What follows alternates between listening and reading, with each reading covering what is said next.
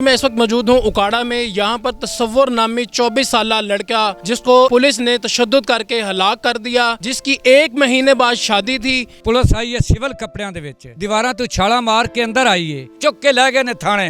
SHO मियां सरवर ओ साडा कातिल है। 2 लाख सानू कहंदा रहा कि साडे कोल तां 2000 आटे वास्ते भी नहीं जनाब, जे साडे कोल पैसे नहीं बने जनाब। उन्हें साडे बच्चे नाल शिद्दत की, उन्हें रूले मारे, उन्हें हर चीज इस्तेमाल की, बिजली दे तलवसा उन्हें झटके भी लवाए। साडा बच्चा मार के उन्हें साडे पिंड दे नाल आके सुट दी। उर्दू पॉइंट की वीडियोस देखने के लिए हमारा चैनल सब्सक्राइब कीजिए और बेल के आइकन पर क्लिक कीजिए ताकि आप हमारी तमाम आने वाली वीडियो से बाखबर रह सकें। उर्दू पॉइंट से उमर नज़ीर का सलाम जी। मैं इस वक्त मौजूद हूँ उकाड़ा में। यहाँ पर तसव्वुर नामी 24 साल लड़का जिसको पुलिस ने तशद्दुद करके हलाक कर दिया, जिसकी 1 महीने बाद शादी थी। इस वक्त मैं उसके घर पे मौजूद हूँ। मैं आपकी बात करवाता हूँ उनके जो है फैमिली मेम्बर से, उनके मामू से कि क्या वाक़या हुआ था, किस दिन पुलिस ने उठाया, किस वक्त पुलिस ने उठाया तसव्वुर को। 26 और 27 की रात है जी, जदों पुलिस आई है सिविल कपड़ियां दे विच, दीवारां तो छाला मार के अंदर आई है जनाब। उन्होंने आके साड़ियाँ बीबियाँ सुतियां ने, उन्होंने तो कपड़े खिंचने शुरू कर दिते ने जनाब के। तसव्वुर अंदर सुता है, जिहदे विच आके तसव्वुर ने गल कीती है, बाहर आ गया है। उन्हें आके सारे नाल हथ मिलाया है। उन्हें आख्या की गल है, उन्होंने आख्या जनाब के डकैती हुई है। उन्हें आख्या कित्थे डकैती हुई है, मेरे ते कोई परचा नहीं, मैं राती ते लाहौरू आ रहा मजदूरी करदा, पैरां ते सीमेंट लगा है, कपड़े वो मजदूरां वाले ने। उन्होंने उन्होंने आख्या भी हुण डकैती हुई, वो तू चुक के लै गए ने थाने। जनाब असी बार बार थाने गए हाँ, बार बार गए हाँ, सानू उन्होंने नहीं मिलन दिता जनाब के। जदों उत्थे असी पहुँचे हैं, उन्होंने सानू डिमांड की है पैसों की, डिमांड करके उन्होंने साढ़े को पैसे मंगे ने। असी जनाब गरीब आदमी हैं, असी बिल्कुल गरीब मजदूर हैं, असी उन्होंने पैसे नहीं दे सके जनाब। साढ़े बच्चे नाल ज्यादती करके उन्होंने मार मार के साढ़े पिंड दे नाल जनाब मेरी उन्होंने आके सुटिया है जनाब। कि उत्थे साढ़े पिंड दे लोग 2 बंदे के 3 उथों गुजरे ने जनाब। उन्होंने वेख्या ना क्या तसव्वुर है बल्द शरीफ, इन्होंने चुक लिया है इत्थे जनाब। असी रौला पाया है, असी हाल हाल पाईए जनाब। असी उन्होंने चुक्या है, चुक के लैके हस्पिटल गए हैं, हस्पिटल जाके उहदा इलाज कराया है जनाब। मेरी वजीर आला पंजाब, वजीर आजम Punjab, IG Punjab, DIG Punjab, SHO मियां सरवर ओ साडा कातिल है, साडे बच्चे नाल ज्यादती की है जनाब। DPO उकाड़ा जो कि हमारे मौके पे भी नहीं आया, एक SP साहब आए हैं और DSP साहब आए हैं, DPO साहब भी नहीं आया जनाब। हमारे साथ ये जुल्म हुआ है, इस जुल्म का हमें इंसाफ दिया जाए। साडे बच्चे तसव्वुर नाल बहुत बड़ी ज्यादती, 24 साल का तसव्वुर है, ओदी शादी 1 महीने तो बाद होनी है जनाब। के मेरे पिंड दे सारे लोग मेरे नाल ने, मैं ओदा मामू हाँ, तसव्वुर वल्द शरीफ, ओदे नाल बहुत सारा जुल्म होया है, जुल्म ओदे नाल कीता गया। मेरी दरख्वास्त है हुकूमत अगे कि साडी आ झोली है, सानू इंसाफ दिता जावे। असी जनाब रोड ब्लॉक करांगे, असी थाने इल्तिजा से उत्थे जाके हंगामे करांगे जनाब। असी उत्थे बह के सारा कोई धरना देवांगे जनाब के सानू इंसाफ दिता जावे। तसव्वुर पे बुजुर्गों पहले कोई पर्चा या FIR या कोई पहले कोई 2-4 साल पहले कोई मुकदमा था? नहीं, कोई तसव्वुर ते पर्चा नहीं, कोई मुकदमा नहीं जनाब। के वो मजदूर है, वो मजदूर है, उसका बाप एक लत्तू मजदूर है, ओदा बाप एक लत्तू मजदूर है, ओदा सहारा है। और दूसरा ओदा भाई, दूसरा तसव्वुर दा छोटा भाई उसके गम दे विच बिल्कुल उदों दा निढाल है, पता नहीं वो जिंदगी अपनी खो बैठा है भाई दे गम विच के बचदा है जनाब। एदे वालिद दा एक तसव्वुर सहारा सी, एक ओदा छोटा भाई सहारा है जो कि नहीं बोल रहा। SHO सरवर ने कितनी रिश्वत का मुतालबा किया था? 2 लाख सानू कहंदा रहा कि साडे कोल तां 2000 आटे वास्ते भी नहीं जनाब, साडे कोल 2000 आटे वास्ते नहीं। असी मजदूरी 500-400 लैके काम करने वाले बंदे, असी SHO सरवर नू कित्थों 2 लाख रुपया देइए जे साडे कोल पैसे नहीं बने जनाब। उन्हें साडे बच्चे नाल शिद्दत की, उन्हें रूले मारे, उन्हें हर चीज इस्तेमाल की, बिजली दे तलवसा उन्हें झटके भी लवाए। साडा बच्चा मार के उन्हें साडे पिंड दे नाल आके सुट दिता। मेरे साथ इस वक्त मकतूल की सगी बहन भी मौजूद है, मैं आपकी इनसे बात कराता हूँ। जी बहन, सानू नहीं पता लगा, असी बाहर सुतियां पियां, या पता लगा मैं उठी जी हाँ। मां ने कोल पुछया मेरे भाई ते कोई बदार है, उन्हें आख्या बंगले असी ले जाने। मां दमी ठाणे वग गई, मैनू उन्हें मुलाकात भी नहीं करान दी। मां सिफारस भी भिड़ाई है, मेरे माँ मोड़ सिफारस ना जदों कहन लग गई, उदों मैं भाई नूं वेख्या मेरा भाई बेहोश है, मेरे भाई उत्ते रुले फिरे पैन, मेरे भाई दी हड्डियां टुटियां पियान, मेरे भाई नू कोई होश नहीं।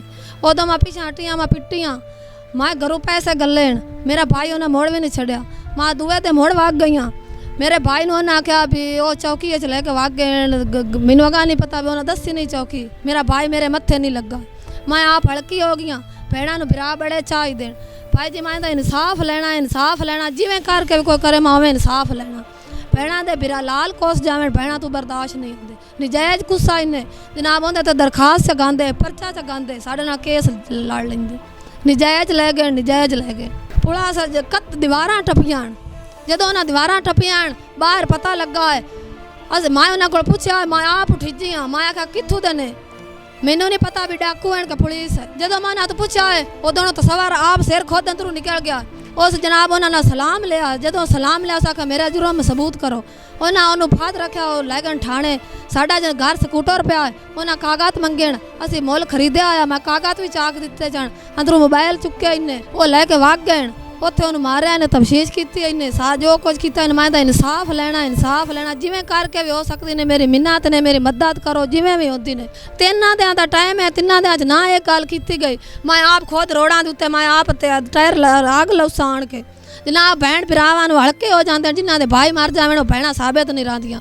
मैं बिरा दी शादी सी, मेरा आया समान खरीदया पिया बिरा दा, हाँ मैं इस समान नूं अग लावां, मैनू बिरा नहीं लभना, मैं इस भाभी दा की सोचसां, मेरे को एक वड्डा बिरा है, वो विआह आया, उहदे कोल 2 बेटियां, मैं इहनूं किहड़े खाते गसां, हाँ ये मेरे जिम्मे लग सी, इहदी किवें जिंदगी निभसी। हाँ मैं इंसाफ लेना, जिवें इंसाफ दिंदा मैनू इंसाफ दिओ। उवें इस सर्वर उहदा ना है, उवें उहनूं चुक के ले आओ, उहनूं उवें टंगो, उवें उहनूं मारो, तां मेरा कुछ बनसी। ठीक है मैं आप पड़की हो जासा, मैं खुद ठाणे चाक लौसा, मेरे को जो होया मैं वो करसा। ठीक है मैं तुहाडे कानून के जिम्मे ला के मरसा। तसव्वुर की होने वाली बीवी मैं इस वक्त मौजूद है, जिसकी 1 महीने बाद शादी थी, मैं आपकी उनसे बात करवाता हूँ।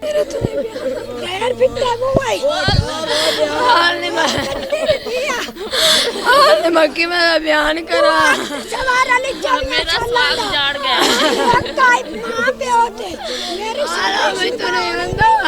जी आप देख सकते हैं कि इस बहन से बात नहीं हो रही, तो हम कोशिश करते हैं कि इनके बाकी जो है लवाकिन उनसे मैं बात करवाऊँ। 24 साल की होंदी उम्र, 1 महीना होंदी शादी दा रंद आई, हाय ते आ मेरा नु ज्यादती नाल अंदरों चुक्या इने बंगला दी पुलिस आई, जिन्ना मेरा नु जांदे खा पी लिया। साडे बच्चे तो कोई FIR नहीं, कोई पर्चा नहीं, साडा बच्चा बेगुनाह है।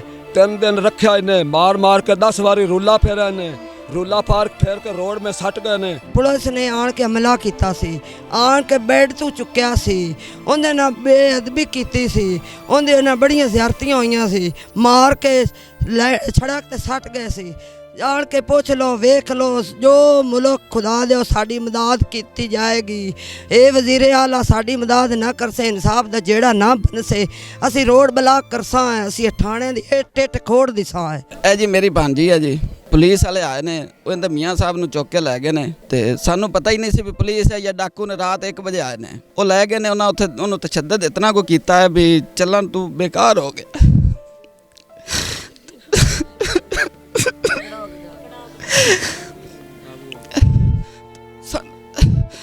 साडी अपील RPO अगे, IG पंजाब अगे, DIG अगे, वजीर आला वजीर आजम अगे, सानू इंसाफ चाहिए है। इंसाफ नहीं मिला तो या मर जाना या पुलिस वाले मार देना सी। 3 दिन का टाइम देने आए, 3 दिनों तक साडू इंसाफ ना मिले, साडे मुलजम गिरफ्तार ना होए, असी जो साडे तो हो सके असी करांगे या असी खुद मर जावांगे।